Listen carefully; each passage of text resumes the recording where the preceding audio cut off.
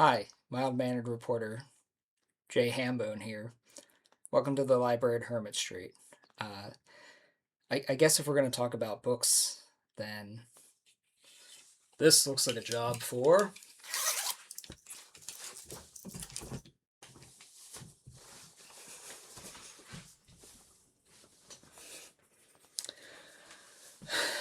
Josh, and welcome to the library at Hermit Street.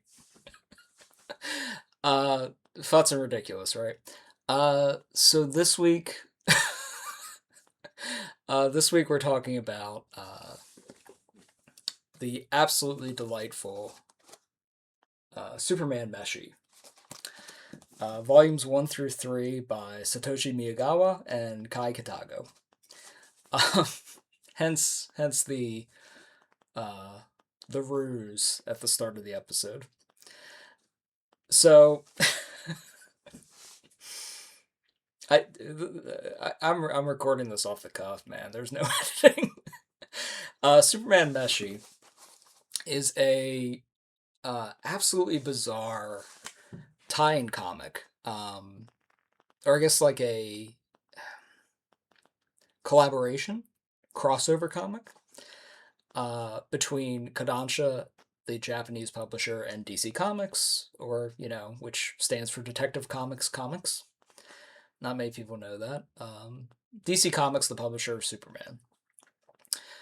And what Superman Meshi is, Meshi means meal, food. A lot of people know that from Dungeon Meshi, Delicious in Dungeon, which I will absolutely talk about it some other episodes.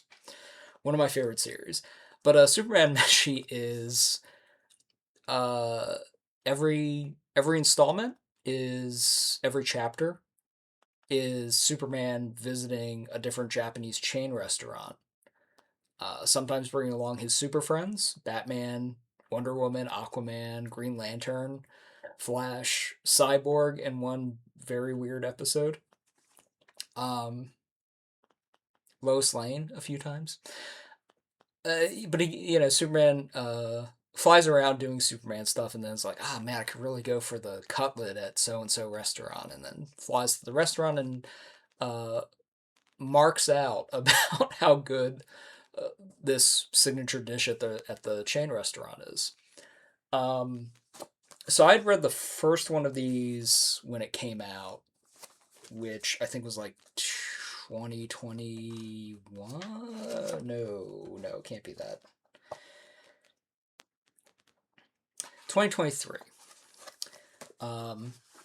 Because I occasionally cook professionally and occasionally write comics professionally, and so a Superman comic about him eating food was very much my cup of tea. So the first one was cute. It like I said, Superman flies to a different chain restaurant every. A lot of it is like, as Clark Kent, I have an excuse. I'm in Japan covering a news story. I have an excuse to go to this restaurant. The second and third volume gets a lot goofier. It opens with the second volume in particular opens with, I think, my favorite story in these, which is Superman is visiting the grave of Jonathan Kent. Quick sidebar: as a superhero comics reader from way back, I'm not a fan of, like, Jonathan Kent should be Pa Kent should be alive. That's you know coming as a '90s kid, Superman reader. Like, I don't know, man. Pa Kent should be alive. In continuities where it's not, I feel like the character loses something.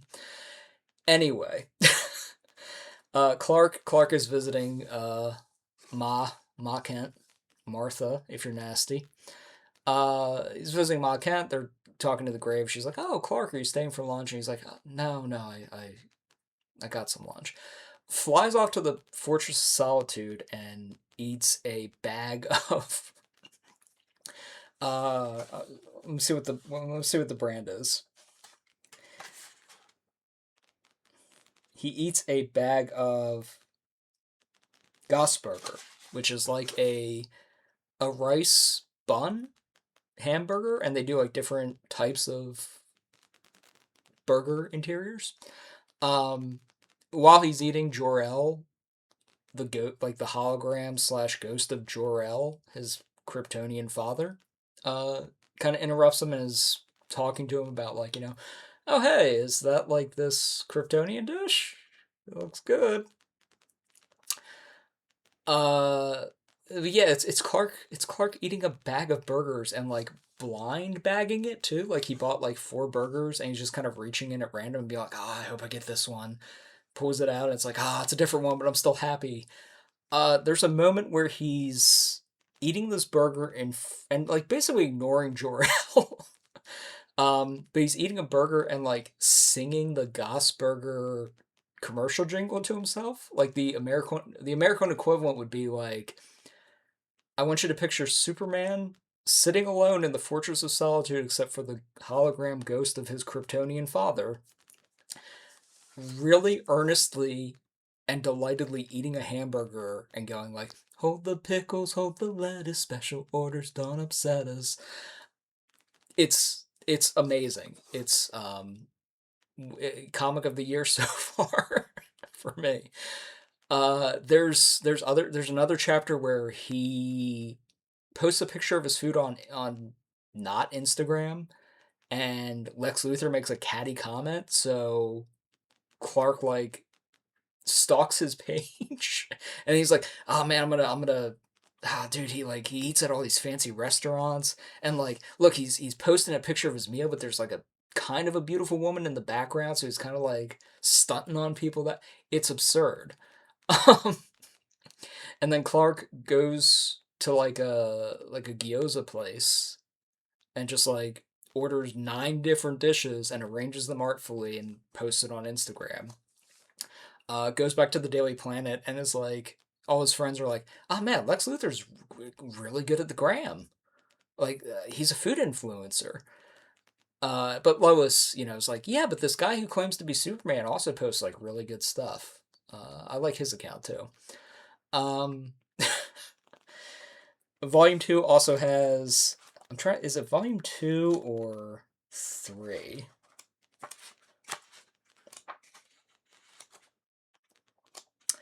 Uh, Volume 2 also has him and Cyborg.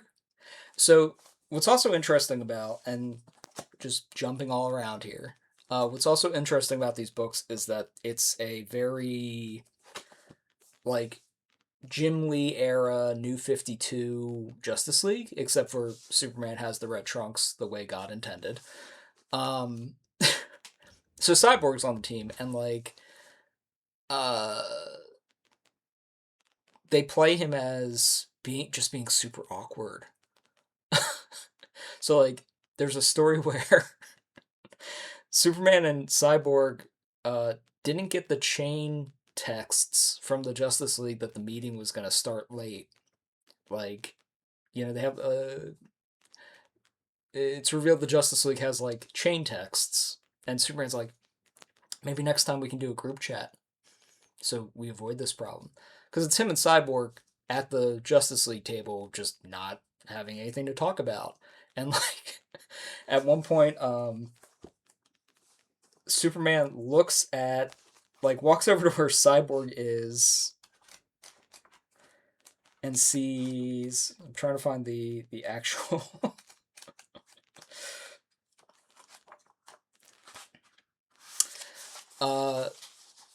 Superman walks over and sees Cyborg is looking up like, how do you make small talk in awkward situations on the internet? Like, he's got like a Reddit thread open. Like, it's the whole series. Like, there's a there's one in volume 3 where Clark reveals his identity to Lois and then thinks better of it, so he gives her the amnesia kiss from, I think, Superman 2, maybe one of the Chris Reeves movies. But he gives her the amnesia kiss, and then him and Batman go out for um, hamburg steak, and Batman is in the car like, God, I wish I could get that steak. I want to immediately get another hamburg steak, but it's a 2 hour line, and I don't. I like. I wish I could forget having eaten that hamburg steak so I can eat it again.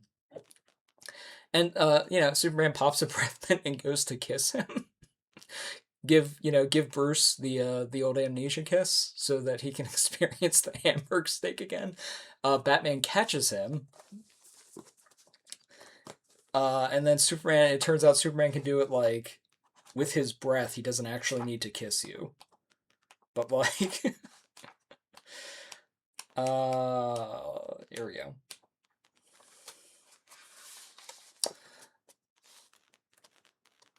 Yeah, so there's a scene where Batman and Superman almost kiss.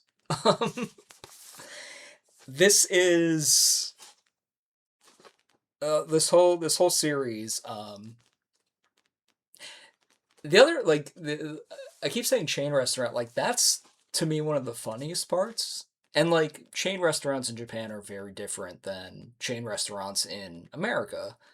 Um, but like I read chain restaurant and I'm like, oh, this is like a comic where Superman's like super hyped on Chili's or Applebee's or like it'd be like a comic where every issue he's like going to like, oh, if you go to Red, I've been wanting to go to Red Lobster ever since I fought Parasite.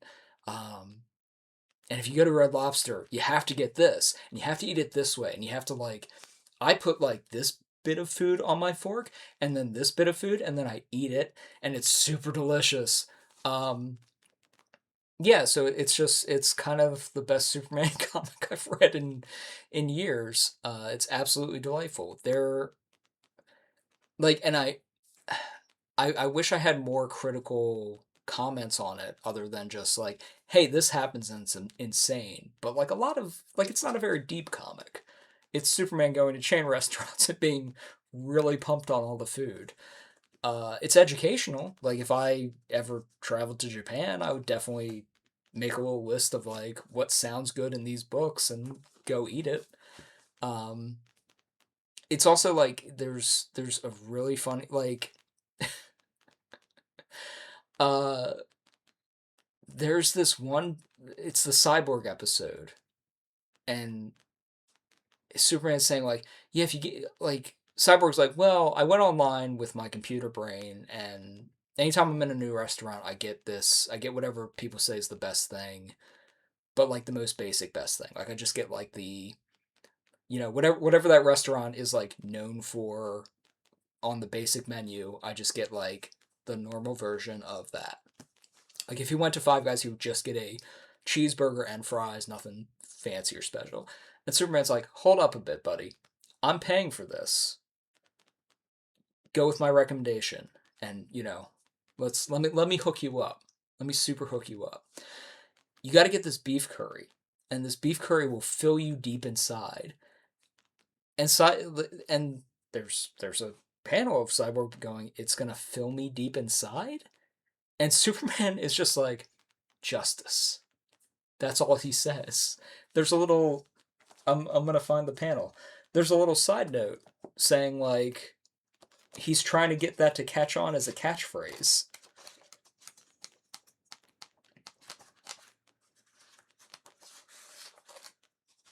Oh no, it's gonna this beef curry will touch you super deep inside. Sorry, I'm using a new camera, so I'm trying to touch me super deep inside.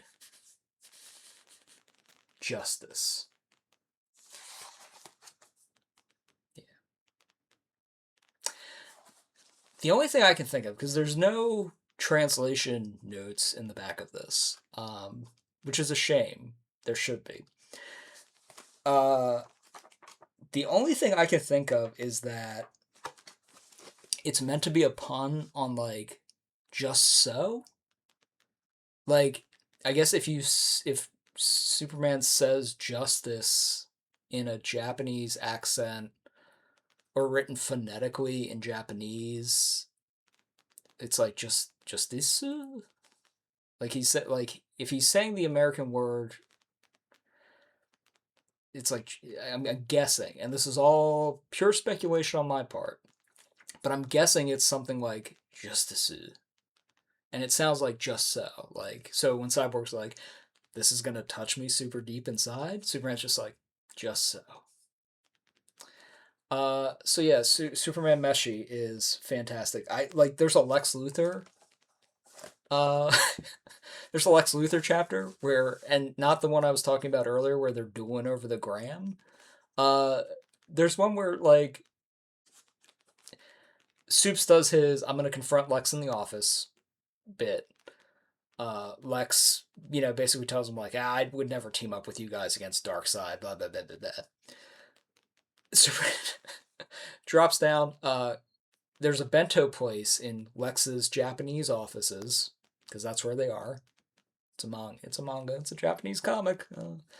Um, so Superman gets a bento, and Lex stalks him. There's a caption about how Lex is not just his enemy, but his stalker. Lex stalks him and orders the like super deluxe version of the same thing. It's like, oh, you got the bento with a piece of fried fish. I'm gonna get the bento with 2 pieces of fried fish and a piece of fried chicken, and there's a shrimp in there too. Take that, Superman. My bento's better. And then Superman stunts on him purely earnestly by, again, a lot of the, I think, educational part of this comic is Superman teaches you how to eat this food. It reminds me a lot of if you've ever seen Tampopo, it's in the Criterion Collection actually. It's a famous Japanese ramen western, um, which it's that does not sum it up at all. But there's a lot about it's not just you don't just shovel this food in your face. There's a process to eating these dishes. And Superman, like Lex has to privately admit to himself, like, God, he's just so good at eating these. Like, I should have gotten the normal bento because now I can't follow. Now I can't do that because I already ate the. Ah. Um.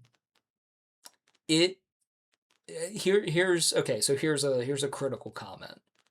Here's a critical read on Superman Meshi. It captures the both like self-contained and absurd formula of Silver Age Superman comics better than any Western superhero, any Western Superman comic I can think of in recent memory.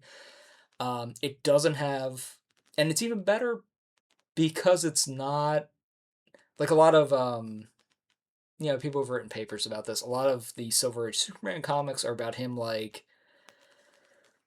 putting one over on Lois or his friends, or like I want to say it was like Julie Schwartz or Mort Weisinger was going through divorce at the time. So like a lot of the Silver Age Superman stories have that kind of editorial fiat of like he's really gonna show that Lois Lane. Uh and it's creepy. It reads like, oh, you should be in therapy. Guy commissioning these Superman comics at DC in the 60s. Um, and yeah, some of it's just like, kids love monkeys. Superman's gonna meet a monkey in this issue. Anyway, those Silver Age Superman comics the formula was like, we're gonna give Superman a problem. It's not necessarily a problem he can punch. And the fun of the comic is seeing how does he deal with it. These Superman meshies do that through the lens of Superman visiting different Japanese chain restaurants. But like they capture that energy of Superman can do anything. Some people think that makes him a boring character. I don't. But if he can do anything, the fun becomes seeing, well, how? And like, what can we throw at this guy? And how is he going to solve it through a lot of times it is in American comics it would be Superman's basic decency saves the day. More so than the strength of his arms, the strength of his heart is Superman's greatest strength. In this, it is also true, but his earnest love of these Japanese chain restaurants and his appreciation of the food is what solves the problems um, in the comic. So yeah, Superman Meshi volumes 1 through 3, uh, fantastic. Like a comic of the year. I legitimately think I cannot get over the mental image of Superman earnestly, just very earnestly housing a bag of burgers and singing the like commercial jingle happily as he does so in his Fortress of Solitude. Um, yeah, Superman Meshi cannot recommend them enough. And I'm sure Superman would want me to apologize for deceiving you at the start of the episode with my secret identity and then quickly revealing it. So I apologize. I apologize for deceiving you, people of Earth. Hopefully, I will see you in another episode, and hopefully, I'm working with a new camera and a new microphone, and I'm recording this on a laptop instead of my phone, and I'm hoping all of these things factor into sound and picture quality being a little better this time. We'll see. Uh, in any case, as always, thank you for joining me at the library at Hermit Street, and I will see you next time.